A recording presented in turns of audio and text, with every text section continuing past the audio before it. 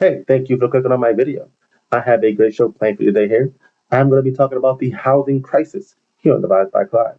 To preview the vibes, I have a main event coming up at the end of the show where I'm going to talk about the reality of being house poor. But first, I have funny vibes where I'm going to be talking about how your rent increases, but your wages don't.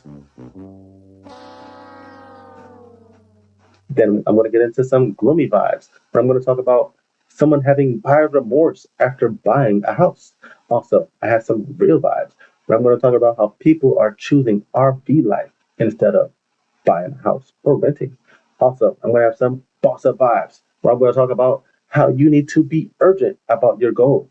Also, we have some extra vibes where I'm going to talk about the landlord side of the story and what they think about the housing crisis in America. All right, but this is Divided by Clyde. I am your host, the one and only host in the whole freaking show, Clyde. So please like and subscribe if you like Divided by Clyde. I am here to entertain you through your workout session, your leisure time, maybe while you're at work, or even your commute to work or from work. So please strap up and get ready and just get comfortable because we got a long show planned. All right. So first, we are going to preview this video of this woman talking about what house poor is. So let's see what she has to say.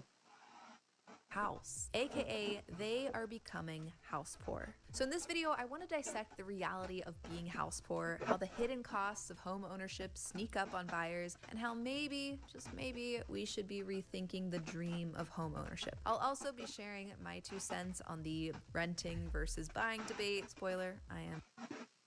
All right. So that's what we're going to talk about today. Pretty much, we're going to talk about a lot of stuff depending on you know, renting and buying houses and how people are dealing with the housing crisis here in America. But first, we are going to talk about someone who is raising rent. I know we all got that dreadful mail in the mailbox, or maybe through the email, or however you get your mail from from your landlord, where they talk about, hey, we're about to increase your rent on you, and you better start paying up more. All right. I know we all had that time, and it is not a good email or text message or even, I don't know, call, however you get your mail from your landlord. But pretty much, we're going to see what his perspective is when his landlord says that they are raising the rent at his place. Rent next year, then I guess I'm moving. Nothing like the annual game of chicken with my landlord. I love that lease renewals have become ransom notes for your home. This place doesn't appreciate in value, you know. It's not a share of Amazon stock. It's a one-bedroom apartment with an ant problem. I gotta cover the cost of maintenance. What maintenance? You talking about a caulk gun and a few new light bulbs? Use the thousands of dollars I continue to give you. I'm raising your rent. All right, yeah. So people think that landlords don't do much. I personally think that landlords do a lot. Okay, because who you gonna call when you get something messed up in your house? You're gonna call your landlord. you know. Now, if you have a slumlord or a landlord that's not doing his job or her job, then I would also hate my landlord. Okay, but if you call your landlord and every time you call, they fix your problem within a week or so, or maybe like a few days, I would say you got a pretty good landlord. I would say if they can respond to your non-urgent, you know, problem at your apartment within 3 to 5 days, I would say you got a pretty good landlord. But if your landlord's raising your rent all the time, you probably don't have a good landlord. I mean, not all the time, but if your landlord raising your rent like 50, like not 50, like $200 every year, then you probably don't have a landlord, a good landlord. All right, so somebody says, move then. you know, I mean, that's a good idea. If you really do have a landlord that you don't like, you could always just move, but they already know you don't want to move. Nobody wants to move. It is the most annoying thing ever. I'll put moving up there for some of the most stressful situations I have to deal with in my life. Just because you have to find everything, you got to get everything together. Nobody wants to do all that. Nobody wants to figure out where all your stuff is and like how I'm going to start, paying somebody to get this stuff out of my house. you know. But yeah, all right. We have another video. Okay, we have another video about how your rent increases and but your wages just don't. Now, I don't know about you, but a lot of people out here are living pretty much paycheck to paycheck. So that means that you are pretty much waiting and looking for your next paycheck to pay all the bills that you have there that you need to pay. Okay. That means you have little to no discretionary income. And I would say that most people in America are living like that. Okay. Now, I hope that you are, but I'm pretty sure most people are. All right. And hey, don't be ashamed. I mean, most of us are, you know. That just means we need to better maintain our finances and better take care of your money. Because hey, if you work for your money, you know how they say it, you got to work for your money so your money can work for you. Something like that, you know. I don't know. Anyway, I probably screwed it up. All right, so this one says rent prices going up while wages staying the same. All right. On your $4,000 a month studio. Not a place to sleep. It is 200 square feet. We're now going to raise your rent by $300. And then we're gonna $300. I wasn't finished. We are also going to have no improvements to your standard of living or community. If no improvements have been made to the community and our standard of living, why is it going up $300? Along with inflation, the cost of everything is going up, so your rent has to increase as well. Yeah. Okay, I didn't mean to interrupt, but I just wanted to say that if they're not improving the place that you're living at, or if your community is not improving either, there's no reason to be raising the rent $300. Now, I'm not a landlord. Okay, I've never been a landlord. Personally, I only know like one landlord, but I would like to say that okay, if there's not that much going up in your community or your place, they're doing way too much, and you should probably move if they're raising them at $300 in 1 year. But let's let them continue. Cost of what? Wages aren't even increasing. You're already overcharging. $4,000 a month for 200 square feet is a killer deal in California. We raised the price because there is now competition. Other people want to rent apartments too, so we raised the price. But there's like 50 vacant apartments here, 50 vacant studios too. So how is supply going up? Because the brokers move out, then we hope people with more money just all the other vacant apartments are now a tax write-off. So basically, I think you're getting to a point to where you're just going up and up to see what people are going to keep paying, and as long as they pay, you're going to keep increasing it. Act like we're artificially increasing the price that in no way keeps up with inflation. In reality, there's more demand than supply. No, because if supply was this bad, other surrounding complexes wouldn't be offering 1 to 2 months for free and having all these deals. You act like I know you need a place to stay, so I know I can increase the rent because you're not going to be homeless, so you have to move somewhere. And if we all raise prices together, then you're stuck and can't move anywhere. Yeah, and I think that's what happens sometimes. I think that sometimes like apartment complexes, they all kind of just agree on one price. Okay, all these apartments are going to be $2,000. Nobody go under $2,000 a month. Okay, we all got it. They all put their hand on like the Power Rangers, and they all do the little, they all do 3, 2, 1. Yay! We all gonna make money.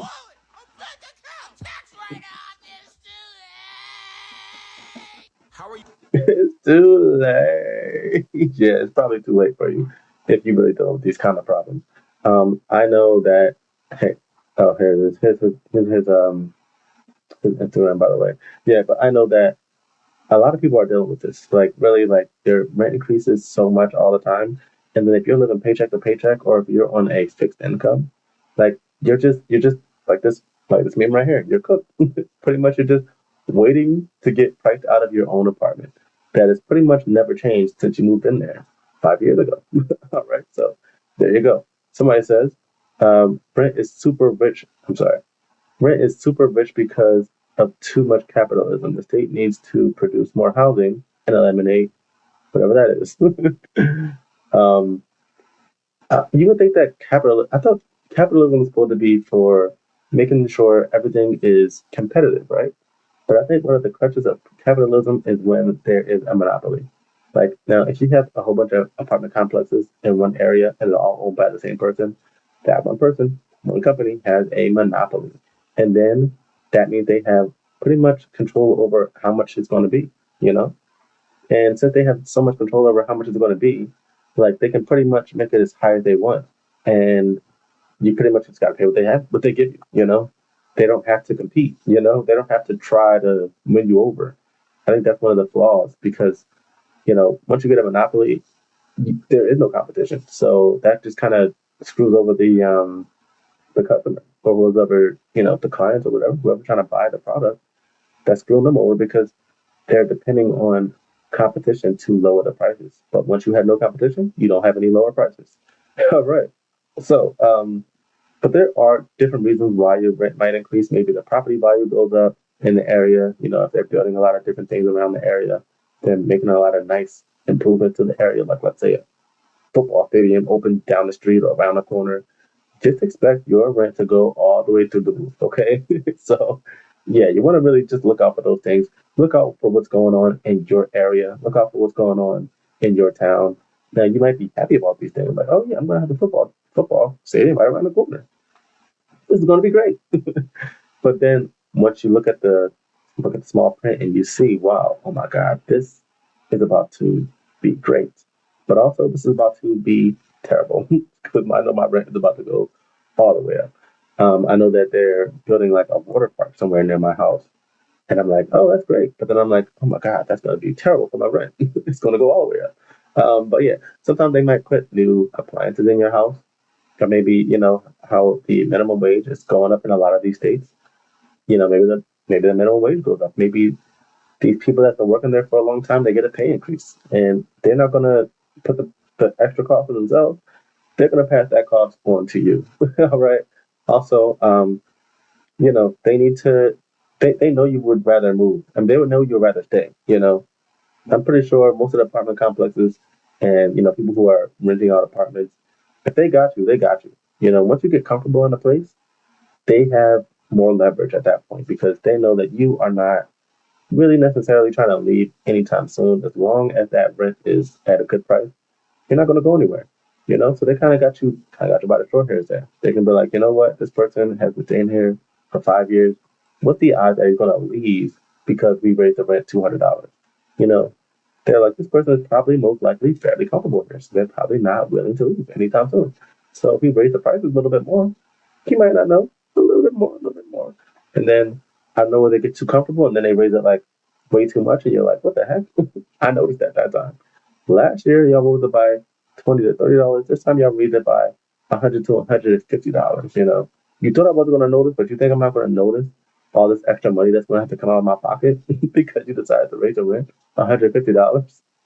All right, yeah, but that's the bad part about that's the bad part about living in apartments because they can pretty much raise as much as they want, and you're kind of pretty much at their mercy. But I'm pretty sure that they know once again that you're not trying to leave. You don't want to pay those movers. Okay, you're not trying to pay those movers and all those people that you need to move the stuff out of your apartment. You're not trying to pay the security deposit at another place. You're not trying to pay like the security deposit or even like other fees like application fee. You're not trying to pay all those. They know you're most likely trying to stay here because you're comfortable. And if we just raise the price a little bit, you might not leave. If you raise the price a lot, hey, if you raise the price a lot, you might not leave because you're so comfortable here. All right. Anyway, so we're going to talk about people who have luxury apartments. Now, I don't know about you, but there are tons of so-called luxury apartments just popping up all over the place, and they build them so fast, and they come up out of nowhere. They come up so fast and out of nowhere, and then out of nowhere, you try to be like, oh, they got built a new apartment complex, and you see that the apartment rent is like $2,500, $3,000 a month because this is a luxury apartment. All right, so we're going to get an exaggerated idea of what these luxury apartments sometimes look like. You just tap your credit card down. This is your dishwasher. You can clean about 3 plates at a time. This is also your oven, your microwave, and your Wi-Fi router. Building is mid-war. It was built a couple months ago. Walls are paper thin. Doors, so heavy. Your living room is in your kitchen. This is called a live chin. Okay, a live chin. Hey, if your kitchen is in your living room, that's looking a little bit like a studio. Okay, if you have a living room, kitchen, and a bed in the same room, that's a studio. That is a studio. you know. Now, I don't know what happens if you have a living room, kitchen, dining room in one area. That's a live chin dine. A live dine chin. If you got a living room, dining room, and kitchen. Now, if you don't have a living room, if you don't even have a dining room, now you're in one. You're definitely getting screwed. All right, let's see what else you have to say. It's really going to cut down on your commute. The whole unit's rent stabilized. All of the rent goes into stabilizing the building. You might notice that there's no closet. To be honest with you, the architects just forgot. Yeah. Okay, yeah. Now I can't live in a place with no closets. I need those closets to put all of my stuff in. Okay, I have like when you have somebody coming over, you really just you really need to put all of your extra like stuff that you don't really mind having around, but you don't want people to be all in your stuff. Maybe you got like a bag or a suitcase somewhere. You got to put that somewhere. You really don't want to have it just sitting in your living room. Let's say you just came from a long trip. You have to get suitcase in the living room. I need closets so I can put stuff like that in there. Like it's also like vacuum cleaners and things like that. Like I'm not just gonna have my vacuum cleaner sitting out in the living room. I want that thing tucked away somewhere. You know, so I can get it when I need it. I need it. I need to see it. It's better not seen. Okay. I want them to see my carpet being clean, but not see my vacuum. Okay. Anyway, that's random. Let's see what else you have to say. You could probably fit a queen in here. Just depends on what gay bar you go to. The whole thing was designed by AI. It stands for architectural interns. Not very good, but they are free. You got a peaceful balcony here. And you can barely hear the highway. There's no keys, you just tap your credit card down. Now, I don't know what kind of apartment y'all have where you have to tap your credit card to enter. Like, I don't know what that's about. Anyway, here is his Instagram here. I'm going to read some of the comments. It says, no smoking, no pets, no people. Okay. Somebody else says, I barely heard the highway over the sound of those cars whizzing by. Yeah, I know, right? See, that's what I can't do. I like having a quiet place to sleep, a quiet place to lay. I like quietness. So if I'm anywhere near a highway, it's going to have to be a no for me. It's going to have to be a big giant no, because I'm not about to wake up to hearing cars and what is it called? Like emergency vehicles, people screaming. That's not what I need in my life right now. All right, so it says first month's rent, last month's rent. The deposits are going to be about 7,000 upfront. Yeah, they do want a lot upfront sometimes, and I'm like, look, I don't know how you expect me or anybody to afford this. Like, if I can afford $7,000 upfront, you think that I'll be buying an apartment? Like, I'll be buying something better, you know, man. But hey, sometimes those apartments do look nice, but you really need to do your research. You really need to make sure you are not about to get scammed out here from one of these little so-called luxury apartments that are really far from luxury. Like, really, they are. you know. All right, so you need to make sure you check your quality yourself. Okay, you want to bang on some walls if you need to. You know, see if you can hear the neighbor. Like, hey, hey, shh, be quiet. Okay, shh. All right, did you hear anything? Okay, cool. It might be good. All right, just check the walls. Make sure the walls aren't like super thin.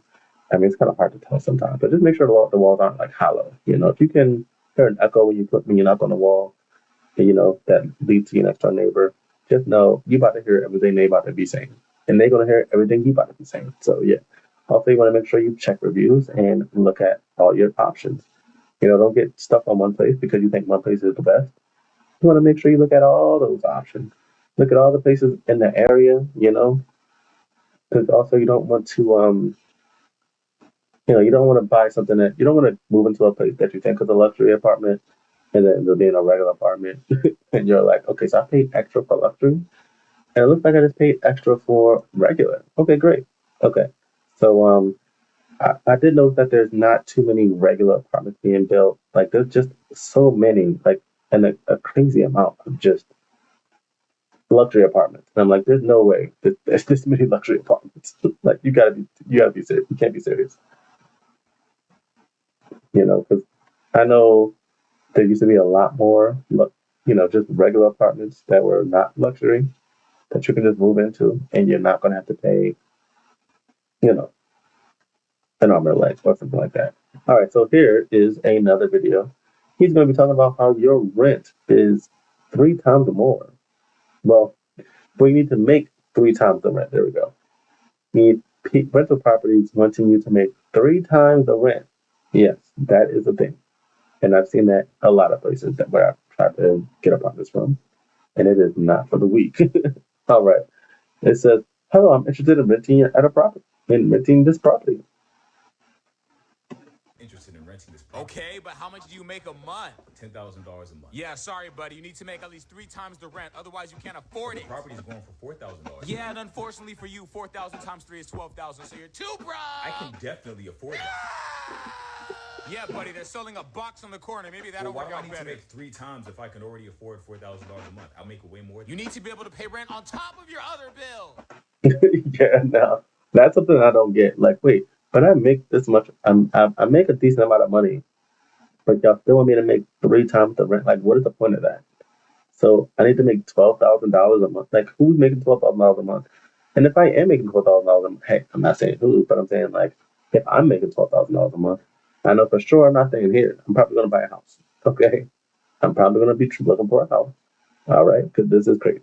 You don't know my other bills. I sure do. $1 bill, another $1 bill. I know you won't miss payments. I have a good credit score. Sorry, that's not enough. Look, if you don't have 3 times the rent, that just automatically means Just you won't help me pay understand it. this. Go. So if I'm great with my money, I don't know that. and I make more than enough to cover the rent, so you know you can get good payment from me, especially with my credit score. Okay. Why would I need to make 3 times? To make sure you pay your rent on time. You need to make $150,000 a year. If somebody was making 3 times the rent, why would they want to live here? Because they can't afford anything higher because they need 3 times that rent. Lamborghinis and Bugattis are allowed in my broken down complex. Well, I make $10,000 a month, and I want to live here, not in a $3,000. Then I guess you just got to move to Section A. Good luck with cockroaches and bed bugs. Congratulations, you're officially at the bottom of poverty. Who made this rule? Your landlord. Look, you shouldn't be spending half your income on rent. Are you following? No, I'm not following. That's because you're broke.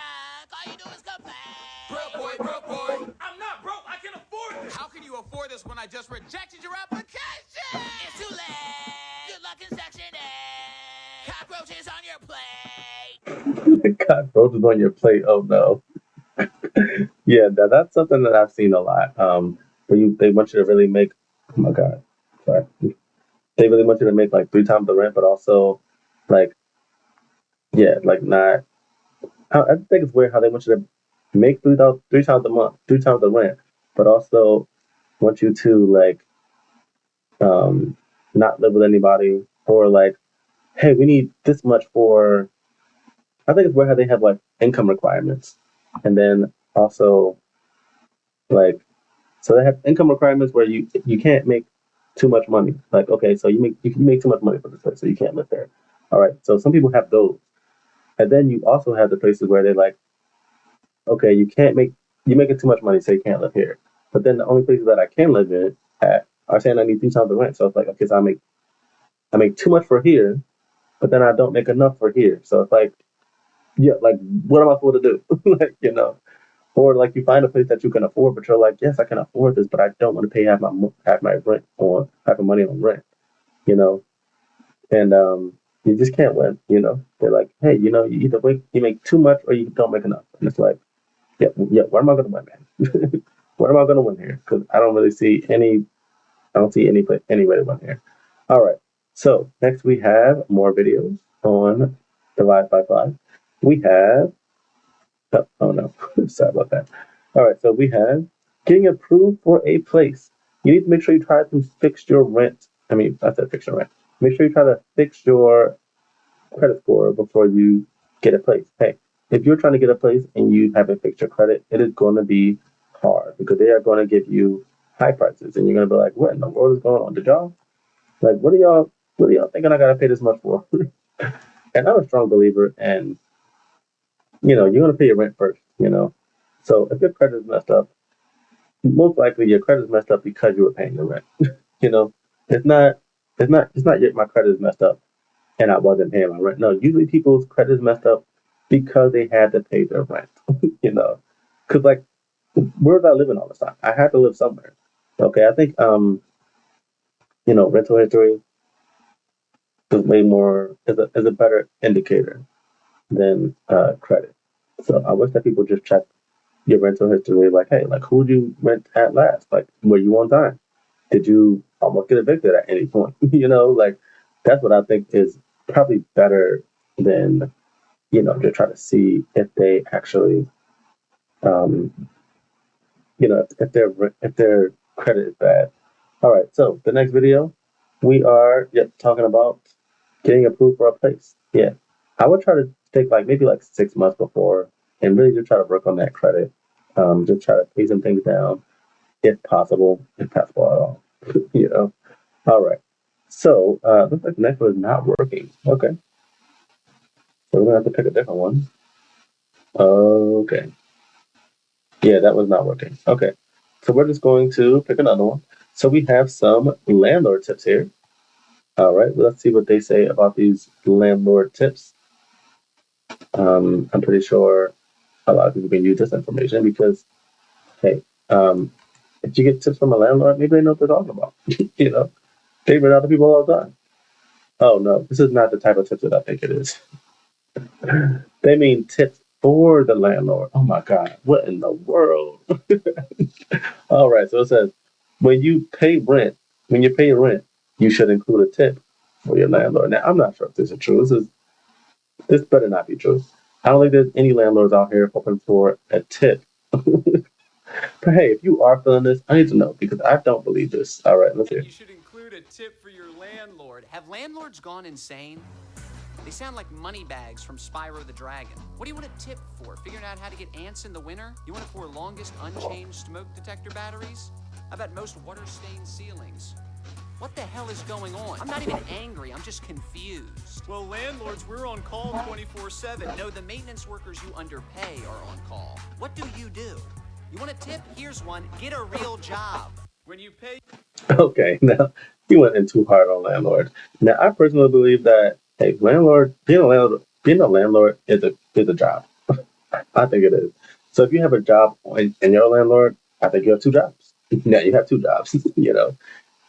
So yeah, I kind of disagree on that part about it not being a real job. Someone says, figuring out how to get ants in the winter. Hey, ants always come out in the winter. That's when they want to come out. It's cold outside. They ain't trying to be out there. All right, so here's this guy's Instagram. Please, drop him a follow if you think this video is funny. Also, check out his other content. Also, it says, let's do one more. It says, is this an actual thing? Landlords wanting tips? I hope it's not. And somebody responded. They said, yes, it's definitely the case in Japan when I was searching for apartments. What? All right, so don't live in Japan if they're expecting. Look like they're expecting landlords to pay your rent. I mean, I said landlords to pay your rent. It looks like their landlords are expecting tips in Japan. So might want to avoid that place if you don't want to pay any tips. All right. Also, yeah, tipping culture is out of hand though. They did kind of blur the line between when you tip and when you don't tip, and that's kind of it's kind of getting everybody really confused. Okay, because it's like what, like tip for what? You just stood there. Like, what are you talking about? All right, all right. Next, we're gonna get into some gloomy vibes. All right, so this in this video we have a woman who is regretting her house, well, regretting buying a house. I don't know about you, but hey, there are a lot of cons of owning the house. Like maintenance can be a big con. It can be a big thing that really sets you back financially and most likely mentally also. Because come on now, like who's gonna prepare for a $10,000 bill because you got a leak in your ceiling? You know. Now if you have $10,000, hey, good for you. But if you do not know that you're about to that you got to pay $10,000 down the line somewhere, out of nowhere, just know, that's gonna break off the whole bank. Okay. And the longer you wait, the worse it gets. And now that $10,000 problem is now a $25,000 problem. And that can happen overnight. So yeah, and I know insurance is a thing. However, still, that's just an example. Like you might have roof insurance, but what if you don't have like flood insurance? And your roof leaks and now your basement is flooded, or something crazy like that. All right. Anyway, so let's also your premiums can go up. Like let's say you do have insurance, but now you got to pay $10,000 for your roof, and you used to pay like $500 a month, but now since you fixed your roof, now they want $700 a month because you got your roof fixed. All right. So hey, you lose either way. All right, so it says, I regret buying a house. It sounded so good, but I can admit I was not prepared. I regret buying a house. I regret it a lot. If I could go back to January 2022, I would tell that girl, do not. Just find another apartment to move into because doing all this shit that I have to do for this house and all the unexpected costs, high dollar unexpected costs that I keep running into, to be handling it by myself, is ass. Okay, yeah, so like you said, yeah, like I said, like you can have those unexpected costs, and that can really gut your money like bad. And you don't have a choice. You gotta pay those things because hey, if you're if something's wrong with your house and you're waiting on it, it's just gonna get worse, and you're gonna have to pay more. All right. Also, you really want to make sure you upgrade your house. If you need to do any upgrades to it. Like let's say you need to do some remodeling for your kitchen, like you're gonna have to do that before you sell it. Or if you just want to have the kitchen remodeled for yourself, it's gonna cost you thousands of dollars, out of nowhere, like out the clear blue sky. Let's say your bathroom is getting moldy, now you have to change that. You have to find a way to pay to get the mold out your bathroom. And yeah, that could cost you. And you got to pay all of your own, extermination fees. Like if you have like any type of infestation in your house, you got to pay those. And I know the prices get out of control. Okay. Like my dad owned a house and look, yeah, it costs. If you're not like a handy person, I don't know how you're doing it. You need to be like a really handy person or know a really handy person that can help you fix your house for cheap on the low. Because if you're not, they're gonna get you out here. They're gonna get you for all them ducats. All right. So, to all you young women who want to go out and buy a home, I encourage you to really, really think about it. Talk to some people and really see the ins and outs. I mean, it always sounds good. Oh yeah, your mortgage is only going to be $1,000 until they reevaluate your property taxes, and that just goes up $200. Yeah. See, now that was one thing that I thought was a pro about living in a house. I thought if you live in a house, pretty much you pay your mortgage, or everything that comes with a mortgage, not your mortgage. And I thought that was pretty much the same price you pay until you pay off the house. It's like let's say you got a mortgage for $2,000. I thought, not a mortgage, but like let's say your whole monthly payments for your house is $2,000. You pay the mortgage company $2,000 every month, and you're good. And I thought it pretty much stayed at $2,000 forever, like until you paid the house off. But apparently, they can do this thing called what she's saying is reevaluate your property taxes and make your make your payments go up $200. So you thought you were paying $2,000, but now you're paying $2,200 because they did an evaluation. And like I said earlier, I'm pretty sure if something happened to your roof, um, you know, you have to pay a deductible to get your roof fixed, but also now your roof insurance is going up now. So now you got $2,200 plus your increase on your insurance. So now you got $2,500 a month out of nowhere because your roof leaked and because they reevaluated your taxes. Now that sounds crazy. Then you could just deal with one bill, which is your rent. you know, if the roof leaks, your rent's not going to go up. It might go up next year, all right, but you have a chance to get out of that. You can move into another place, or you can just bite the bullet and deal with the extra, however much it's going to be. But if you live in a house, you can't get out of that. You have to pay that. You can't just put your house out here and sell it. Like houses aren't that easy to sell. And if you do sell the house, you're going to probably take it at a loss, and now you're probably going to still owe that house that you're not living in. And that's when I can't imagine doing that. But anyway, let's see what else you have to say. You know, it's trash. 85 degrees, your AC is going to go out. You don't want to know how much that costs. It's trash. Yeah. Yeah, like you said, if your AC goes out, you have to pay your own AC. You gotta pay for that. That's not somebody else. You can't call somebody else. Hey, my AC went out. Nope, that's you. Either you pay it or you're gonna be sitting in the heat. Okay. Now, the landlord has an obligation to make sure you live in a place that's livable. Okay, a place that is not gonna be boiling hot in the summertime or freezing cold in the wintertime. They can get sued for having you stay in a hot house all summer. You know, but if you live in your own house, you can't sue yourself. Hey, so this is not a livable environment for me. Okay, so I'm going to sue you. So, like you can't do that. All right. Anyway, here is her TikTok here, if you want to follow her. Let's read a few comments here. Somebody says, as a single woman, I will not. It's an invest. It's an investment you want to have. You have help. Okay. As a single woman, I will not. It's an investment when you have help. There we go. See, I was reading with Clyde. All right. So make sure you have help if you are going to go into this really, really big financial decision. All right. Somebody says, especially as a single woman, the cost and maintenance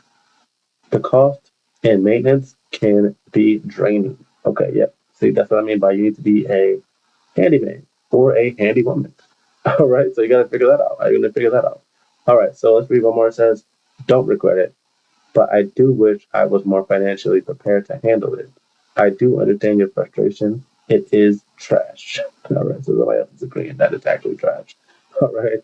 Um, I'm pretty sure a lot of people feel that way. If you don't, if you're not familiar with buying a house, if you're the first person to own a house in your family, or the first person to own a house that you even know, then that's going to kick you. You're going to be like, what the heck was that? That hurt. What was that? Where'd that come from? And you're going to get kicked right in the butt. It's not going to feel good. Yeah, like I said, maintenance can kill your finances. Also, you need to have a big savings just in case. If you're going to own a house, you need to make sure you have a nice nest egg of just in case crap happens, you know, just to be ready for stuff like that. Also, you need to make sure also, there might be an increase if your insurance goes up. Also, there might be an increase if your taxes go up. And you got to make sure you just keep your expenses low if you're living in that house, because you really don't want to get hit upside the head by a random, maintenance bill or a random repair. So there's that. But hey, at least you can pass your property on to your children, or you can even sell it for a profit eventually when you get older. Or maybe you might want to get some tenants. I think getting tenants is the best idea, but that's probably the hardest also, because you would also have to make sure you find your own place to live, and then you got to pay the mortgage there, and you got to pay your rent at the new place. And you could easily go underwater there if you don't find a good tenant, or the tenant don't stay there long. Let's say your tenant decides to live there, and then they mess up. You know, they lose their job or something. Now they're not paying the rent for 2 or 3 months straight. You got to go through the whole eviction process. Meanwhile, you still got to pay your mortgage there, and you still got to pay your rent at the place you live. So I would hope that your first tenant is a really good tenant, because you really want to make sure that person does not mess up all of your finances completely. All right. So next we're going to talk about how people are being priced out of housing and choosing RV life instead. Now, hey, I would not recommend RV life. Okay, especially if you have a family. All right, it might be fun for a road trip, but if you're going to be having a RV for a long period of time, that's going to be stressful. It's going to be very stressful. And if you're living with people, even if they're family, I think living with anybody really could really stretch your life out. But hey, especially if you're living with strangers, it could probably even more stretch your life out. All right. So we're just gonna go through this article a little bit. I'm just gonna just kind of skip around on it. Maybe just read one or two paragraphs. So you can see what this article has to say about living in RVs. So it says, priced out of traditional housing, more Americans are choosing RV life. All right. Let's see. Let's read this paragraph, see what it says. Hmm. Okay. Cutting board on his lap, chopping peaches, apples, and kiwis while his mom cooked hamburger patties on the RV's small gas range. This lifestyle doesn't accommodate things like sitting at a table, said his mom, Andrea stood. All right. So yeah, like even little things like sitting at a table and just eating a regular meal, just having privacy. Look at the place. Look at this. Look, no privacy here. Your kitchen is right in front of your bed. That is crazy. Which is also your kitchen. So this person seems to have a kitchen bed. No, a bed kitchen dining room. They got a bedroom, a kitchen, and a dining room, all within like 1 foot. Everything is there. I don't know how you could even try to live in that type of environment. So yeah, they're just this all from the outside, pretty much just trying to make it out here in an RV. Um, yeah, I think she lost her. I think she was a business owner and she lived in a house, but now you know she had to pretty much get rid of the business. Maybe the business was going under or something like that. And yeah, look at the living conditions. Like this is her and her son here. I don't mean to show kids on there, but hey, she put a kid out here. But look, this is the kitchen again, which is the bed is right behind there. you know. All right. And yeah, so living in an RV can be very challenging, especially if you have a kid This woman's living with her son here, and yeah, like if you're a young man and you have no privacy, imagine just being a young man living in an RV. You pretty much have no privacy. And I think young people, young teenagers, I think they need privacy the most. They're going through a lot of changes in their life. They're going through a lot of social changes in their life. They're, going to college, going to high school soon, or maybe in high school. Also, kids can be mean. I don't know about you, but I've been around some very mean kids. All right. In the middle school and high school, they are the worst. And I think I think that's when people in general go through the most difficult mental traumas of their life. Just because kids are so mean. Once you get older, adults are pretty a little bit not nicer, but I would say like, it's almost really no need to be, nasty to people. But like when you're in high school, middle school, it's fun. People are finding fun in your sadness. They are licking your tears in high school and middle school.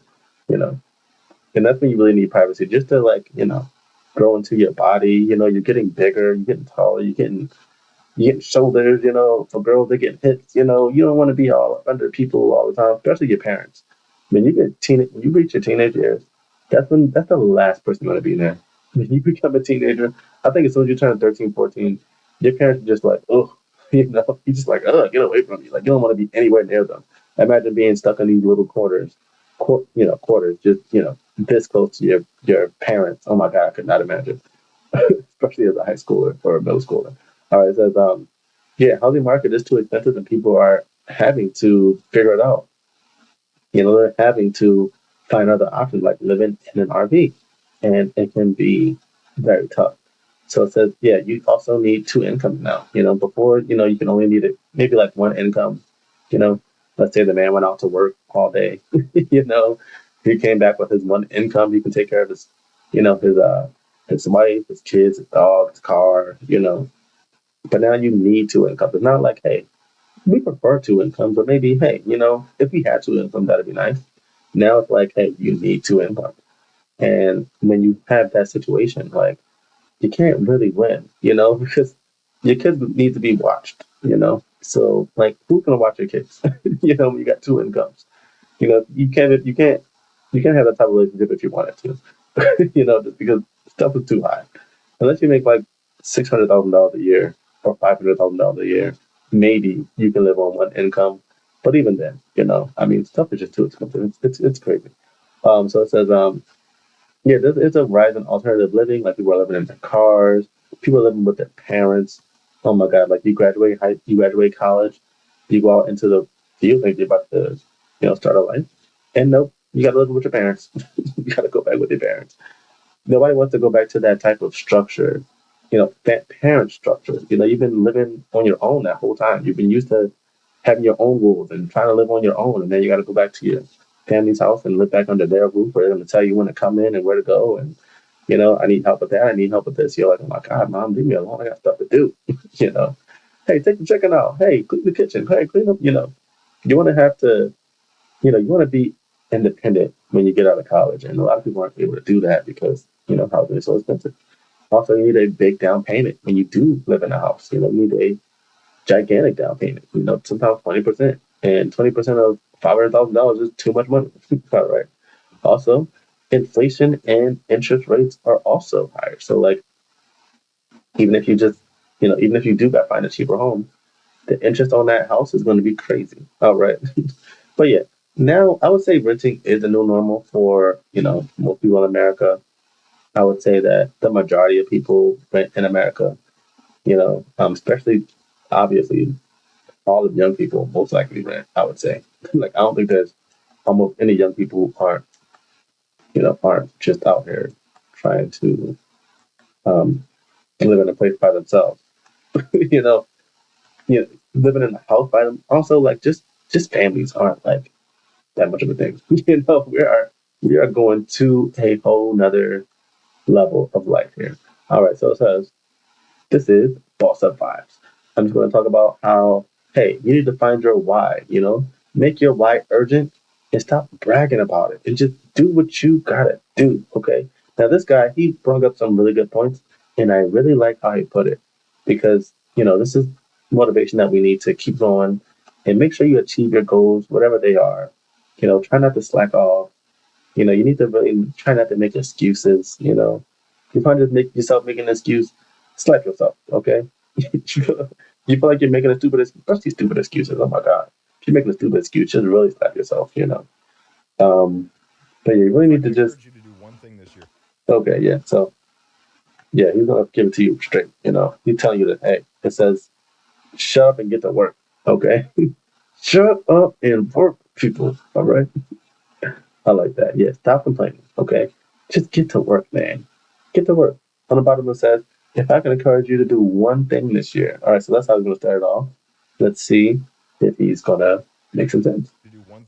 it would be to stop talking and start doing. Over the last 3 years of creating social media content, building my business, and being relatively successful for someone my age, I have gotten so many comments, DMs, and just people in conversations telling me that they're going to do something, that they're thinking of doing something, that they're wanting to do something, but they never end up doing it. Okay, now that is what you need to really stop doing. Okay, if you're gonna do something new, something big, something wild, just do it, man. You don't gotta tell everybody in the world. You don't gotta post it. Hey, I'm about to go here. Hey, I'm about to go there. Because these things kind of they give you a false sense of like happiness. Telling people you're going to do something is like, you're trying to make yourself seem better. You're trying to make yourself seem cooler. You're trying to make yourself seem like you're on. You're about to make a better life for yourself. And sometimes it can just be talk. Nobody wants to hear your dreams. People want to see your dreams. I don't want to hear about somebody. Hey, go to, I want to go to Japan next year. I don't want to hear about that. I want to see you going to Japan next year. Unless you're inviting me to go to Japan next year with you, then I don't want to hear you talking about how you're going to Japan next year. So hey, you shouldn't just don't publicize your what you're doing. Just work on it quietly. Try not to brag about what you're doing. Just do it. If you are going to brag about something, brag about the achievement that you've had doing that. Like you, um, let's say you want to be a content creator, and you got 500 subscribers. If you're going to brag about something, brag about you having 500 subscribers. Okay. I don't want to hear you bragging about how you're going to have 10,000 subscribers. Just brag about the 500 that you have. Or just don't brag at all. Just don't brag until you get like 100,000 followers. Until like it's obvious that you're doing well. Just take a nice trip. How about this? Just take a nice trip somewhere, and then watch people ask you questions. Hey, how did you make? Hey, how was the trip? Hey, how did you get there? Hey, I didn't know you were making money like that. Now you can tell them, yes, I am making money like that because now I am famous. Hey, look me up. Hey, buy my stuff. Maybe you can help me get more famous. Maybe you can help me get more rich. All right. All right. So anyway, let's see what else you have to say. Let alone achieving it. And maybe it's because when you tell someone your goals, you are 40% less likely to achieve them because of the dopamine hit you get from putting it out there in the universe and making it seem like you're this ambitious person.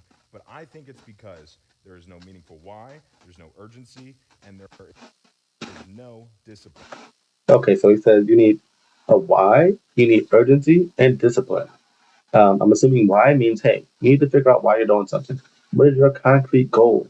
Make yourself a concrete goal, okay? Set it and make sure, hey, I don't care, take a picture of it, put it on the wall somewhere. You need to make sure it's crystal clear what you're working for. You need to make sure you see it every day. If you have to make it on your phone screen, make it your phone screen background. You want to remember this every day. You want to look at this when you wake up. You want to look at this when you're taking a poop on the toilet. you know, you want to be thinking about this all the time. Get a poster, blow it up somewhere. Make it real. You want to feel this energy. You really want to put this into your life. You really want to make sure you are, really, really, really trying your best to really know what you want. So he said that's the why. Also, urgency. You need to make sure you are, doing it quick. Not I'll do it tomorrow, I'll do it next week, I'll do it, later. No, you need a urgent plan. Like, okay, I'm going to do this now. I'm going to do this soon. I'm going to do this tomorrow. I'm going to do this in 5 minutes. And also make sure you take little steps, okay? And I'm assuming discipline also means, you just got to stay on it. Don't be, um, you know, skipping days. If you want to get buff in the gym, I want to make muscle. Don't skip days. just stay disciplined. Do it every day. Make it a part of your routine. Once you make it a part of your routine, that's how you make changes in your life. Okay. You've probably heard the extreme example of if someone put a gun to your mom's head and said the only way that they don't shoot. Okay, we're not gonna talk about that. Anyway, so what are you trying to say? Just be urgent. Okay, just make sure whatever you're whatever you're doing is urgent. Make sure you have a why, and make sure you have um discipline. Yeah, make sure you stay disciplined on your goals. I don't want to see you slacking off, making excuses. Okay, having a cheat day. you know, oh, this is not cheat day. I can eat whatever I want. No, I don't want to hear about that. I want to hear you being disciplined. All right. You know, I don't have to tell you today. To tell you my brain break day. No, no brain break days. Okay, it's work balance. Okay, if you are focused on your goal, this is when you need to be in your work balance. Okay, and no work life balance. You need to get on it. If you're not where you want to be, you should be in your work balance all the time. you know, always grinding, always hustling, always making sure you are putting steps, putting one step in front of the other so you can reach the goal that you wish to achieve. All right, so the next video, we're going to have a man talking about how you need to lock in and focus on your goal. Okay, so make sure you're not, just being passive about your goal. Being, maybe I'll complete my goal, maybe I won't. You need to make sure you are locked in. Also, I forgot to give you guys the last his page, the last guy's page. But I'm going to give you this guy's page because I didn't forget this time. All right, so he says, uh, if you lock in like a delusional psychopath, you can actually get what you want sooner. All right, oops, I'm in the wrong place. I thought this was Instagram. This is not Instagram. Let's see where we are. Okay, yeah, I'm in the wrong place. All right, so it says lock in. You need to lock in on your goals, man. Be a delusional psychopath about your goals. Make sure you are more obsessed about your goals than you are obsessed about anything or anybody else. All right, let's go. You can actually get what you want sooner. It's crazy how much your life improves when you actually believe, when you actually think that you can do things, when your obsession starts to outweigh your excuses, and you actually start to make a change. You stop complaining about it, you stop overthinking about everything, you stop making excuses for why you're not doing it, why you can't do it, and then you start to actually do it. Yeah, and I think that's the truth. Also, um, don't be scared to start things. Also, people want to do things and they want to be perfect, but it's not gonna be perfect. You just gotta just do as best you can as soon as you can. Okay, so that's the part about being urgent. Do as best as you can as soon as you possibly can, and do it as best as you possibly, you know, try your hardest at it. Okay. All right. Also, let's hear what else you have to say. You can really only benefit from locking in, and it takes a long time to realize that. Everybody wants it to be easy, they want other people to do it for you, but that's just not a possibility. That's not realistic. There's no secret sauce. You literally just have to put your head down and you have to do it. If you want something, you have to make a change. You have to attempt to do it. You can't just sit there, complain about it, watch videos on it, and then never do anything. And sometimes you just gotta have delusional energy. You can't worry about what others are doing. You can't compare yourself to others. You just gotta do it yourself. And also, I would say, try not to focus too much on your current progress. Like I know me, I am super concerned about my current progress on here on YouTube. I'm always thinking about, oh man, I didn't get that many views today. Oh man, I didn't get that many likes. Hey, nobody subscribed to me today. I'm always thinking about little daily things. This is for me also. This is what I mean by like, hey, I'm running with you. Like I need to not focus on the daily things. Focus on what you could possibly be in the future. So instead of me thinking about, man, I didn't get any views today. I didn't get any likes today. I got no subscribers today. Actually, I have no subscribers now. Probably got one. But yeah, try not to focus on the little daily things. Like look out into the future and look at Ignore your the future self. haters. People are gonna always talk about you, and that's fine. Just move on from that. Ignore it. You'll find more peace. You gotta be delusional and honestly be like a psychopath. If you lock in that hard, anything's possible, and you're only gonna improve. Because unfortunately, life does get better when you stop complaining and you just lock in and you just handle business. If you Okay, yeah, he said handle business. Okay, lock in and handle your beeswax. Okay, nobody want to hear your your what is it called? Your oh man, what's going on? Nobody wants to hear your excuses. Okay, nobody wants to hear why you can't do something. Excuse me, sorry about that. Nobody wants to hear your excuses of why you can't do something or why it's hard for you to do. Like, nah, just nah, figure it out. Figure it, figure it out, man. Oh man, what happened there? Okay, I'm trying to make sure I. Okay, so now we're going to read some of the comments, and also we're going to make sure we find his handle. So this is his Instagram. It says BK dot whatever that word is. I can't pronounce that. Arthur? I don't know. All right. So somebody says, lock in and get it done. Hey, boss up. It says the Lulu is the Salulu. All right. That sounds true. Sir, why are you always mad? Okay, that's not helping us right now. Okay, it says, can you can you confirm this actually works? Hey, I'm also going to see if this actually works. Let's do two more. It says, um, issue is I have so many goals and I don't know how to organize them. Someone help me.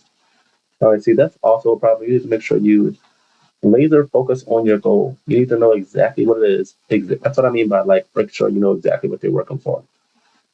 Not, hey, I want to have a better life. No, that's too broad. You need to have a concrete goal. Hey, I want to have this car. Okay. Hey, I want to live in this house. You know, have a picture of that house. You know, hey, I want, you know, that's how you gotta lock in. You know, this is what I want, exactly what I want. You know, be as specific as possible on what you want, on the outcome of the goal, but also be as specific as you need to be for how for your actual goal. Like, what do you actually need to do? What movements do you actually need to make? You know, what calls do you actually need to make? You know, make it concrete. Also, a lot of people say write it down. You know, but that's going to be a really big one for people who really want to achieve their goals. I would say checklist, but you know, you can also write it down. Um, but if you write, I guess if you write it down and move a checklist, you know. So yeah, hey, do both. Write it down on the checklist, and there you go. Now you got your concrete goal. You know exactly what you need to do to fix it. I mean, to get there, and you know maybe it'll be a little bit less of a hassle for you to actually complete it, and also hopefully it won't be as difficult or it won't be as because I think a lot of reason why people don't want to do their goals because they just don't know how to get there. You know, but once you write it down, you have everything there and you know what to do. Like when you get to your job, you already know what the job is. You already know what you need to do. You already have everything that needs to be done, you know, on the list. Your supervisor tells you, hey, you need to make sure you document these papers, you know. She gives you the papers. These papers need to be documented. Boom. You know what to do. You just need to do that for yourself, you know. Give yourself documents. Hey, self, you need to do these documents. And then self says, okay, self, I'm going to do these documents. Okay, so you need to be your own kind of supervisor, you know, and that's where you get into pretty much like discipline, being disciplined. All right, so now we're going to get into some extra vibes. All right, we're going to talk about renting versus owning. Now, there are a lot of pros and cons for renting a house versus owning a house. And we have a video here where a woman is going to give us some pros and cons for owning and renting a house. Now, hey, I don't know a lot of the pros and cons, so I'm also learning with you, okay? So we're going to watch this video and see what she has to say about owning versus renting Great a and all, house. but don't you think that you should really be buying a house? I mean, renting is just throwing your money away. Oh, well, I like renting. I don't have to worry about maintenance, no property taxes. I can move whenever I want. But you're not building equity. You're just throwing away thousands of dollars every single month. I mean, you'll never see that money again. And yeah, that is what I think about a lot when I think about renting a house. You're kind of just throwing money away, you know? You're never going to own that house. It's never going to happen. So just think about that. Like, hey, no matter how long I pay this, I'm always going to be renting. And also, when you get older, like, how you gonna retire when you have to pay rent? You know, you can't retire and still have to pay your rent every month. You know, you can't be 76 and renting. You know, because you can't be a disabled 76-year-old renting a house. No, you need to be owning that house if you really want to survive. Okay, so that's gonna be a big one. All right, let's keep going. I guess that's true, but the math isn't always that simple. Like when you own a home, your mortgage is the minimum amount you pay every month. But when you rent, your rent is the maximum amount that you pay every month. What do you mean? Well, when like the oven breaks in my apartment, I don't have to pay to fix it. I don't even have to worry about finding somebody to fix it. My landlord has to do that. But when you buy a house, you're responsible for all the repairs, maintenance, insurance, fees, taxes, and not to mention interest. There's a lot of hidden costs to homeownership, but Yeah, and I do think there's a lot of hidden cost. Like something that I look, I'm also, like I said, just learning too. Okay, like HOA fees. You got to pretty much pay somebody to make sure everybody is listening and everybody's following directions of how we're going to keep the neighborhood looking nice. You know, and hey, they both give you fees. So you're paying them to make sure everybody keeps their houses, on par. But also they can give you fees for not keeping your house on par. So you're kind of like they're kind of like police. It's kind of like you're paying the police, and then sometimes the police give you tickets. you know, that's what HOA. That's my general understanding of HOA. You're paying somebody to make sure everybody follows the rules. And if somebody doesn't follow the rules, you can tell them, the HOA that they're not following the rules, and then they make that person pay. Or if you're not following the rules, they make you pay. You know, like, but wait, I just paid you this month. Yes, you paid me this month, but also you didn't follow the rules, so you gotta pay me again. Like what? And yeah, there you go. But I mean, doesn't it drive you crazy that you don't own your home? I mean, it's kind of the American dream to own a house. For me, no, not really. I pay $2,000 a month for rent, but to buy a condo or a house of the same size, the average mortgage would be like $3,000. So I take that $1,000 and I invest it in the stock market every month. So my money is still invested in growing. It's just not invested in a home. So you're saying that I'm dumb for buying a house? Okay, so yeah, people use houses as investments, and I'm pretty sure that using a house as an investment used to be a good idea because it was probably cheaper than renting a place. But now, like she said, renting a house is actually cheaper than buying a house right now. So like, you're not really saving money there because you're also paying for more maintenance. So not only are you paying more than a renter, but you're also paying maintenance. Okay, and also the price can still go up. Okay, and also, yeah, you're kind of stuck there, which I think is the biggest con about owning a house, that you're pretty much stuck there. I like to move around. I've always been moving around, and I want to feel like I can go wherever I want to go. If there's another job opportunity that's somewhere far, I can always move out there and work there, and increase my income. Anyway, let's keep going. No, not at all. Owning a home makes a ton of financial sense for a lot of people. And renting makes a lot of financial sense for a lot of people. It entirely depends on your circumstances and goals. There are actually a bunch of really great calculators online like this one that can help you crunch the numbers if you're curious. But honestly, it's really just a lifestyle decision at the end of the day. That makes a lot of sense when you put it that way. Hey, what are your thoughts on building a commune with me though? You got this. And yeah. All right, yeah. So she made some pretty good points about owning versus renting in a place. Um, I'm surprised she didn't. I don't think she really mentioned the idea of living far away from your house. But I mean, living far away from your job and not being able to move jobs because you live at a place that you can't leave. Also, like, what if I go to another country and I'm like, hey, I want to live in this country. I want to retire in this country. Like, what if I found a country that I liked and I want to retire there? It's gonna be hard to retire in that country if I own a house in America. Because first I gotta sell that house, and I gotta hope that I get money for that house. Or maybe I want to move now. But I can't move now because I still gotta pay 10, 15 years on mortgage for this house. You know, but I can't move because I still owe so much money on this house, and I'm kind of stuck in this house. So that's kind of what I see. I guess you could just rent the house out, but I mean, hey, once again, you still gotta pay your mortgage. So and you still gotta make sure that house is nice and livable. So if something breaks in that house, you still gotta make sure you can pay for it, and also once again, pay for wherever you're living at. So there's another thing you gotta make sure you're good on. All right, so we have some pros on owning versus renting.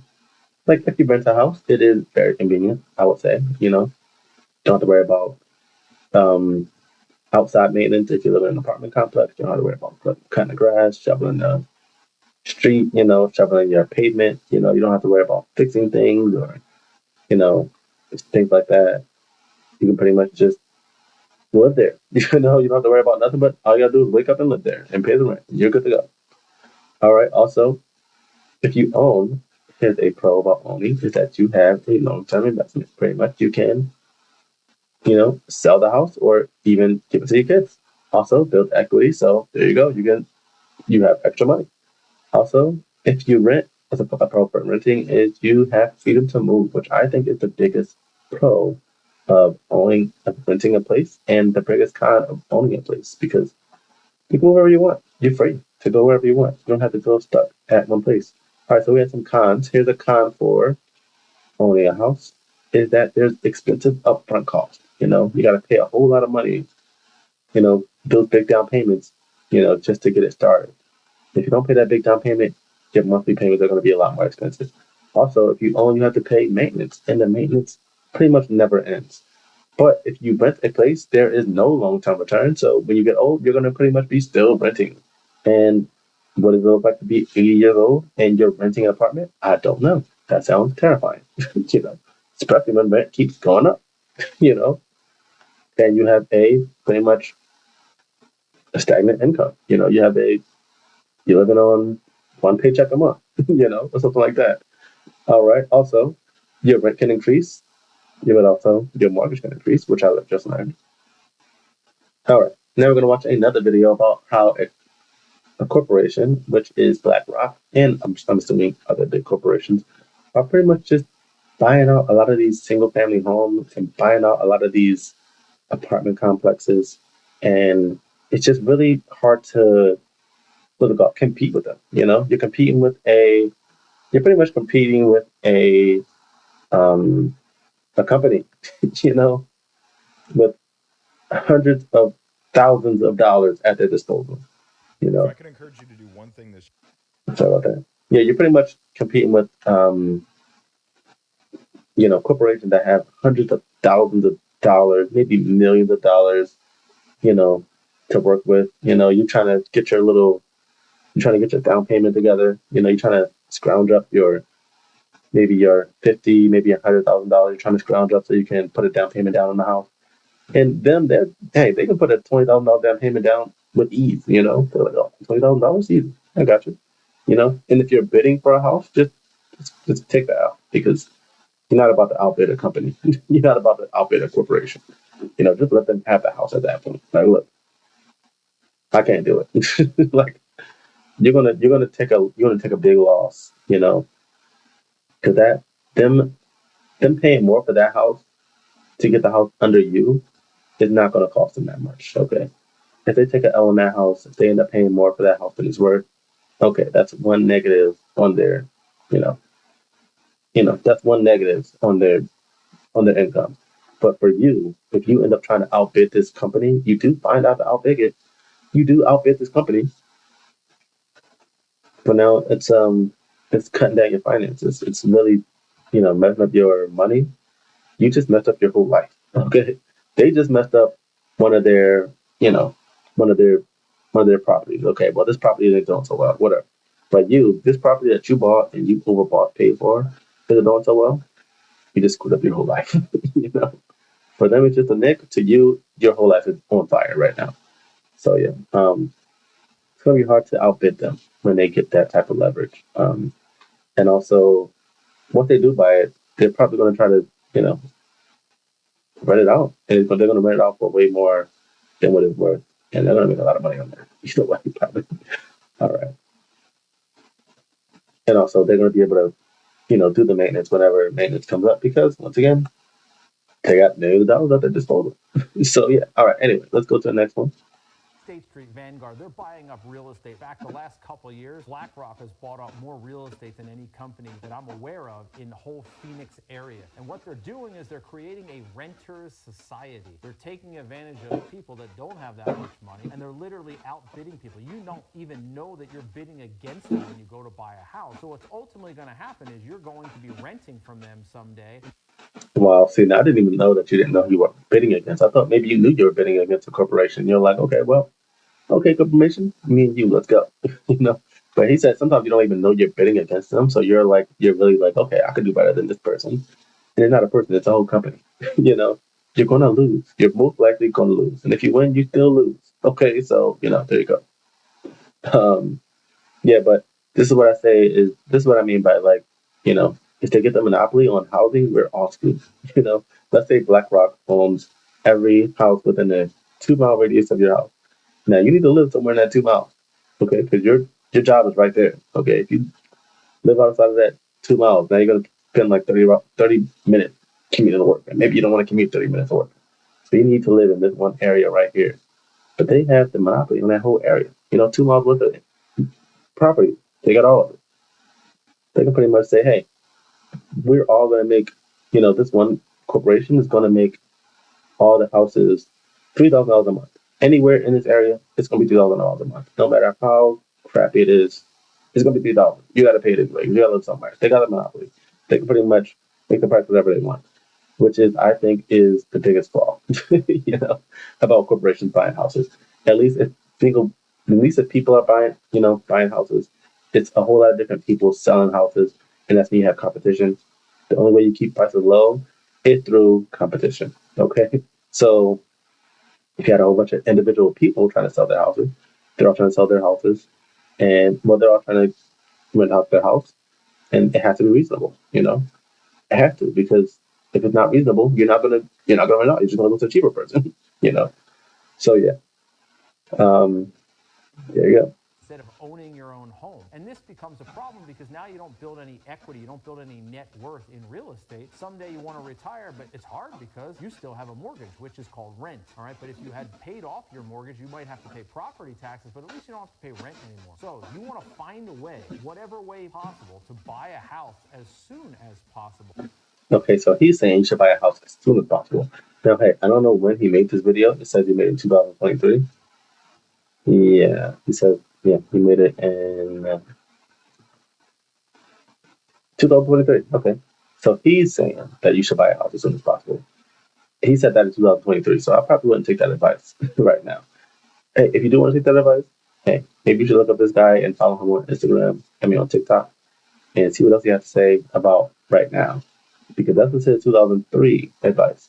So 2025 advice might be a little bit different. Maybe he's still on the same page, maybe he's not. But I would like to know what his idea is for now. Should I still buy a house then? Like, is it still a good idea? You know, a matter of a few years is a big difference in the real estate market. So hey, be careful about who take advice from, and make sure you know when they gave the advice. And make sure they back their advice up with data and resources. Don't just take their word for it. Okay. Anyway, let's hear what else he has to say. Now, not all homes are great investments per se, but this is something you probably want to do for your long-term future so you can retire someday and not have a mortgage. Guys, Okay, yeah. So I guess his big thing was just making sure you don't have a mortgage when you get older, and that's going to be the biggest pro of having a house. Because you have somewhere to lay your head once you get older. You don't have somewhere where people are going to kick you out because you didn't pay your rent on time. Once you own that house, you can only pay property taxes, and I'm assuming that'll be a lot cheaper than paying rent, especially when prices are inflated and they just keep inflating over and over and over until it's a giant balloon. All right, so this one says, well, some company, some corporate interest groups buying all the houses, and we are going to be renters, slaves. We are going to be in a renter's slave world. Oh wow, that sounds terrible. Okay, so somebody else says, overpriced wooden structure. What a joke. Let's read one more. It says, their website says they are not buying single family homes. I don't know. I don't know if that's true either. Somebody says, well, they said they didn't do it. Okay, but look, you know what? I don't know. I think I don't answer for us. All right. All right. Anyway, so that was some more good information there. Remember, be careful who you follow advice for when it comes to big purchases like buying a house. All right. Also, it also says we don't compete, so we all have. Well, yeah. Oh, we can't compete, so we all have to rent. Yeah. So yeah, regular income workers, they eventually will, and nobody will be able to own a house, or at least If it's not at 95%, it's going to be at 95%. I'm pretty sure in my lifetime it'll be 95%. Within the next 20 years, it'll definitely be 95% of people not owning houses. Especially when all the boomers go, and they sell their house at the Black Rock. You think they're going to give it to you, but no, they're going to give it to Black Rock. They work their whole life just to give their property to a corporation that's still going to screw you over once you get older. But at the same time, hey, people gotta do what's best for them. People gotta do what's best for them. All right, so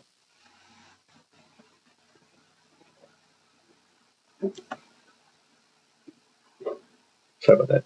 Next on Divide by Clyde, we have extra vibes, where we're gonna have the landlord's part of the story. Okay, let's see what the landlord thinks about you know um, people uh, buying houses. I mean, about people being tenants in apartments and houses.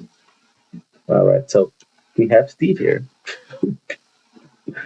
And Steve does not want to pay all of his rent. Okay, now hey, don't take it personal. Okay, I'm not trying to come at Steve. Okay, it seems like Steve has a lot of problems right now, and he really needs some help. Okay, because it says tenant $1,600 short on rent. Yes, I do have more sound bites, but that's the only one I know how to use right now. Okay, so all right, let's hear it. Let's press play.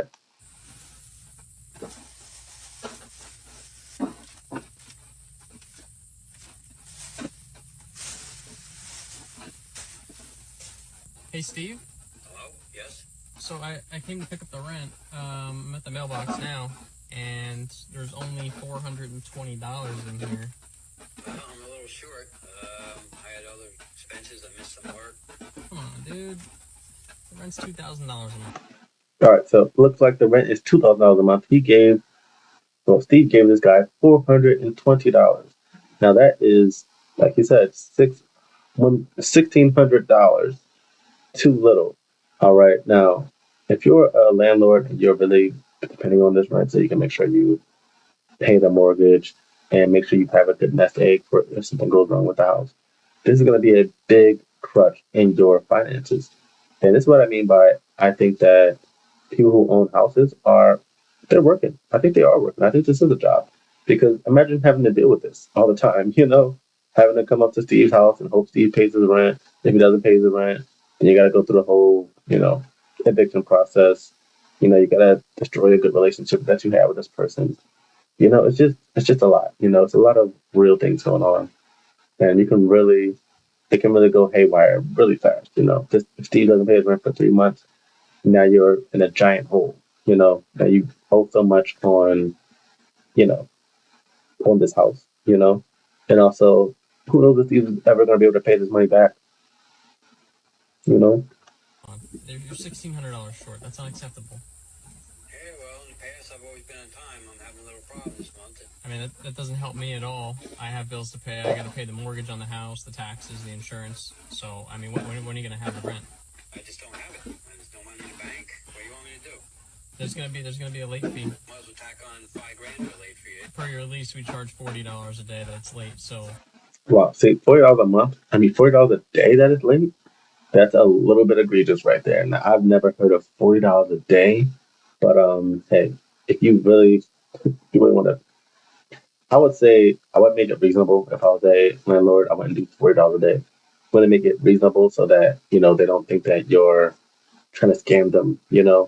Also, you want to make sure the person has time to pay it. People do go through things, and tacking on $40 a day is going to make it a lot harder for that person to pay it back. And you really don't want to give them too much of a wiggle room. Like let's say you make it $40 a day, right? And the person can't pay $40 a day, and then you gotta let this person go with $40 a day. Like okay, like you're making yourself look weaker as a landlord. You want to make sure you can um, go through with the penalties. And if you really can't find it in your soul to go through with $40 a day, then don't say it's gonna be $40 a day. Make it something that you can go through with. Like, hey, every day that you don't pay this back, it's gonna be an extra $5. You know, something that you know you can stick by, stick down, like, hey, I know I can definitely get on them about this $5. I don't feel guilty about doing $5. Now, if you feel guilty about it, that's when you're gonna start losing. You're gonna start, making the person think that they can get over on you. Whatever that adds up to. $40 a day. This isn't my problem. Like I own the property. I bought the property as an investment, and you're $1,600 short. You don't sign a lease for a property for $2,000 a month when you can't afford it. I'll tell you what. I'll give you like a week free with no late fees, but I need that rent. You like these rich fucking landlords that just think All right, see, so what he said was he's gonna let this guy go off for a whole week. Now, hey, if I'm a landlord and you sign that you want to do that you're gonna pay $40 a day every day that you're late, you need to stick to that. Okay, I would say stick to it. If you don't think you can go through with $40 a day late fee, then don't put it on my contract. Because now you letting this person go for a week is making yourself look really, really weak. You make yourself look weak.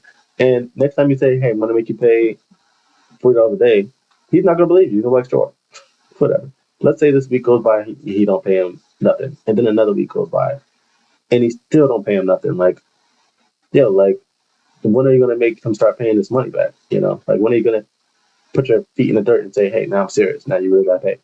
You know. So yeah, I would say I would make it reasonable. I would make it like even $2 a day if you have to. Just so you can make sure you stick to it. Like, okay, so you were this many days late. Okay, that added an extra $12 to your rent. So now instead of this much money, now it's this much money plus $16. Okay, you know, just so you can make sure you can stay on that. You want to make sure you stick to what you say because you don't make yourself look like a weak landlord. You also make yourself look like you don't care about your money that much. you know. But if you say $2 a day and then that person goes 6 days without paying, hey, that's 12. That's $12. Okay, I need my $12. Okay, but I'll be dead certain about my $12 too. Like, no, those 6 days. I need that $12. Okay, but if you don't pay this, hey, look, if you don't pay this $12 this month, we're gonna start this eviction process. Okay, for $12, yes. So I need this person to know it's gonna be $12. That way, next time if they're late again, they'll already know. Okay, I'm about to be 2 weeks late. I'm about to be I'm about to be 2 weeks late this time. So 12 times two, that's how much I'm going to pay. It's just going to automatically put it in their head how much they're going to have to pay after 2 weeks is over. Because I know last time that guy was serious about $12. So if I'm 2 weeks late, he's going to be serious about his money. So there you go. everybody's got money that they can just throw away. Been struggling, been paying it. Now I'm short 1 month and you give me all kinds of shit. Hey, I gotta treat everybody the same, man. You don't get any special treatment just because you've been on time.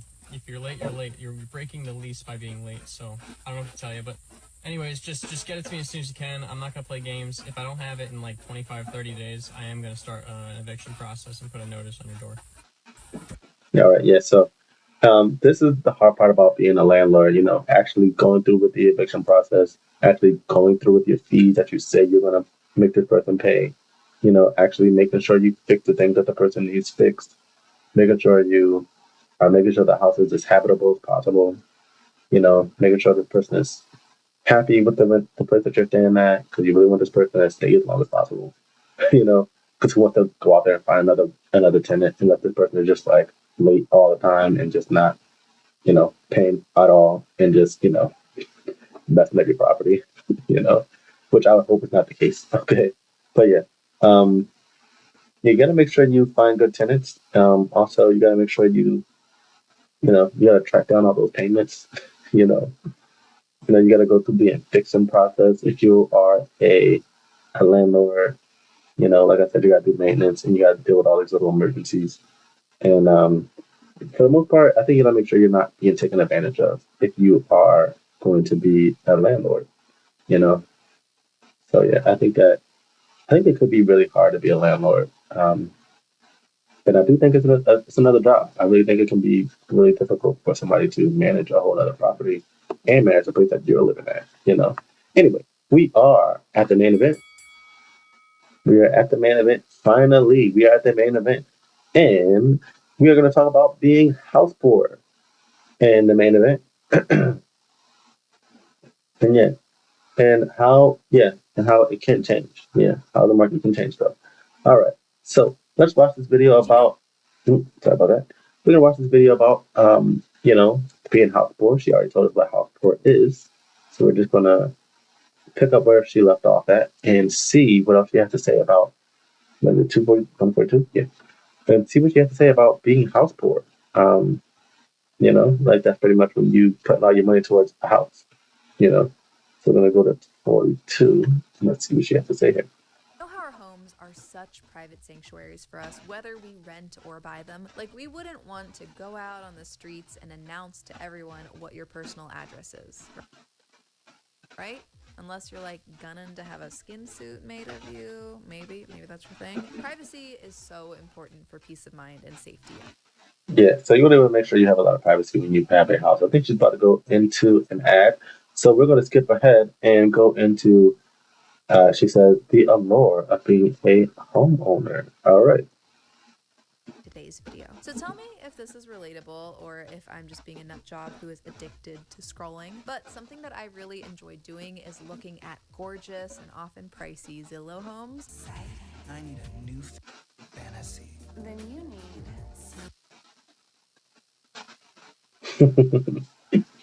Around from city to city on the app and look at the pretty pictures. Like, here are a few that I have saved recently. This $1.7 million townhouse in Brooklyn, beautiful wood floors, so much charm. Or this $800,000 house in Chicago, just blocks from the water. No joke, if it weren't for Chicago's winters and my weak butt could not handle that anymore, I would move to Chicago. All right. So so pretty much she's looking at houses on. I'm pretty sure we've all done this. Where you just kind of go on the app and you kind of just look at houses that you can't afford. You know, or look at apartments that you can't rent. These so-called luxury apartments. You don't really go in there and see what it really is like. But genuine, real luxury apartments. You're looking at them, you're like, oh my god, look at the floors, look at the walls, man, it looks so nice. Look at the kitchen. You're looking at your apartment like, what am I living in? I'm living like a straight up savage. You know, just on these apps, like, oh my god, this looks so nice. Imagine if I could wake up in this place every day. That'd be awesome.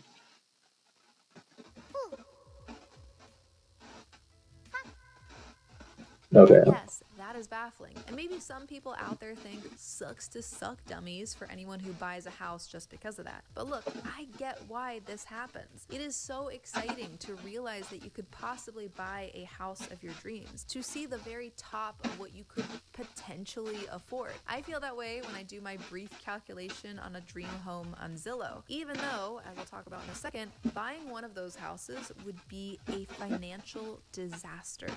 Okay, yeah. So people pretty much get lost in um, the fantasy of owning a house and like what it would feel like, what it would look like, and where you would put your things. Man, if I had this house, I would put this right here. Man, I would have a nice big screen here. I would do this, that, and the third on this house. This would be such a nice property.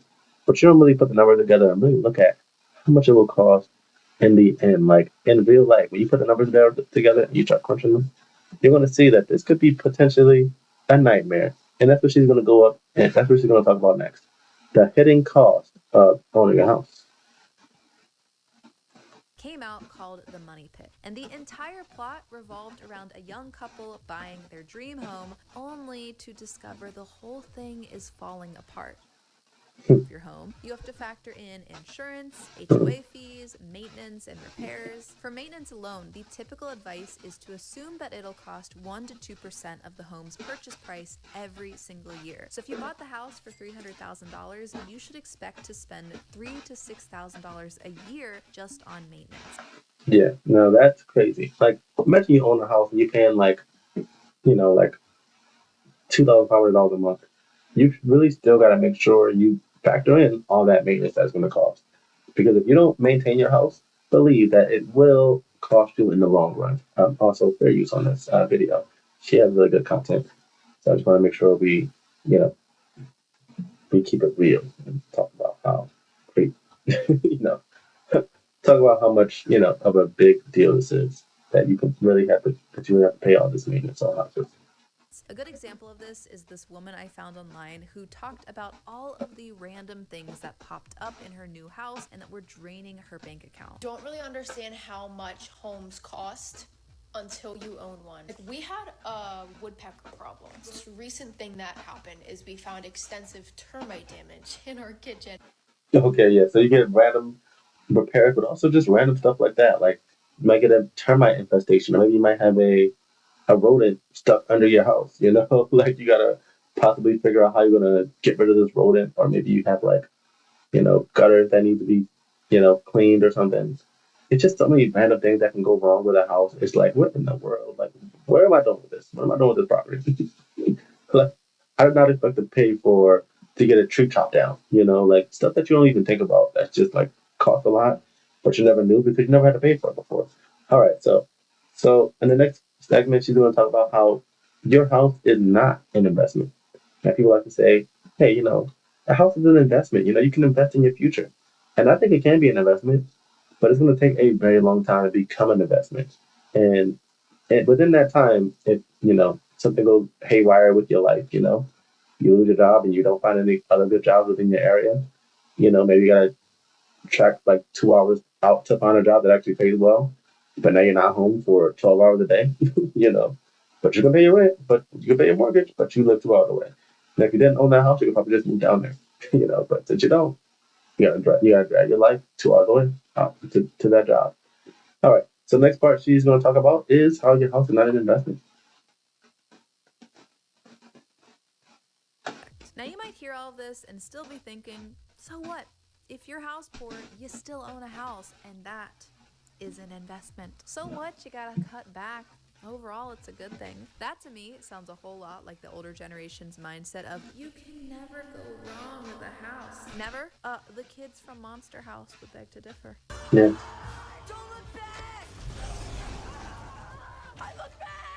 But here's my hot take. A house is not always an investment, specifically if you are living in that house. Because when a house is your primary residence, I think that you should only ever think about it as a place to live, not as a financial vehicle. Okay, well that's a good idea. Yeah, because if you're living there, you can't really think of it as a investment because you have to live there. You got to make sure you take care of yourself first. If you're trying to think of it as an investment, you're really going to lose sight of just enjoying the house. And also, you know, I think just going to lose, like, you're going to lose a lot of enjoyment in the house if you're thinking about it as a rental house, or a place that you can rent out or, possibly sell Sure, or do it. it might appreciate in value over time, but that appreciation is only theoretical until you sell the house. And Yeah, and also I think it also you also get the investment back once you own the house, because now you only have to pay property taxes. And I do think that's a way of, I think that's a form of investment. You paid a lot for the house up front, and now you can live the rest of your later years without paying as much to live in the place. So I think it's a investment in that sense, but not in a sense of making money back from it because it's going to take you a long time to make money back from that house. Especially with these you got to pay the house off for 30 years or so. So anyway, let's see what else you have to say.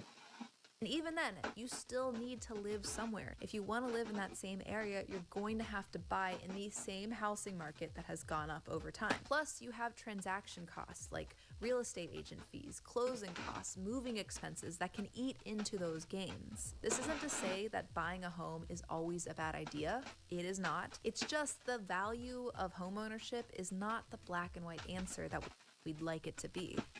Yeah, and yeah, I believe that. I do think that it can seem like an investment, a financial investment, but it takes so long to see that investment come to fruition. Yeah, I think that's where you're gonna get lost. Also, if you have to wait 30 years to get a return back in that, and you're still living there, like how much money are you pouring into this house as you're living there? Like, once you sell that house, like how much did you really put into that house over 30 years before you actually get to sell it? At that point, like how much are you really gaining from that house? If you're providing maintenance on that house and paying interest on that house and paying all these things on that house, like yes, you get a big return back. Let's say your house doubled in price, before you paid 200,000 for, well, you paid 400,000 for it. Now it's 800,000. Gotta be good, you know. but really you probably spent like, I don't know, maybe like 600,000 on the house or so. But yeah, I don't know. I mean, I can see how it could be an investment, but also, some houses don't, go up in price that much. So you can also think about that. All right, the next thing she's going to talk about is how the media kind of romanticized the house and owning the house, and how we kind of just got brainwashed into thinking that we need a house to get the American dream. Because that's kind of the staple of the American dream. Well, I don't think it is anymore, but it's kind of the staple of the American dream. You own a house, you have a family, and you got a car. There you go, American dream. Over. To investments. I think that the way that buying a home is portrayed in our culture is similar to how marriage is portrayed. Think of a rom-com and how it probably ends with a wedding, as if the wedding itself is the final destination. Weddings are seen as this visual shorthand symbol for a fulfilling companionship, love, and building a life. Because the reality is, trying to quickly depict those abstract concepts is not an easy task. Okay, so that's what she's trying to say. Pretty much like she's trying to say that, yeah, like owning the house does look nice on the movie, because at the end of the day, the wife marries the husband, the husband marries the wife, they make a kid, they have a dog, they have a car, then they move into this nice house, and it's like, wow, happily ever after, right? Wrong. Where's it at? Where's my buzzer sound? Wrong. Absolutely wrong. There it is. I'm still getting used to mine. Anyway, yeah. So wrong. Okay. Because you still got to worry about all the maintenance that you have to put into that house, and all the stuff that you have to do to maintain the house, and all the repairs that goes into that house. It seems like a perfect fairy tale ending, but at the end of the day, you still have a lot of things that are gonna really cost you in the end that you just don't see in the movie. But yeah. But yeah, that is the show though. That is the Vibes by Clyde. I hope you really enjoyed the show. Hey, make sure you please like and subscribe if you like the Vibes by Clyde. And we have more content coming your way. All right, so let me play the outro music so we can get ready to go.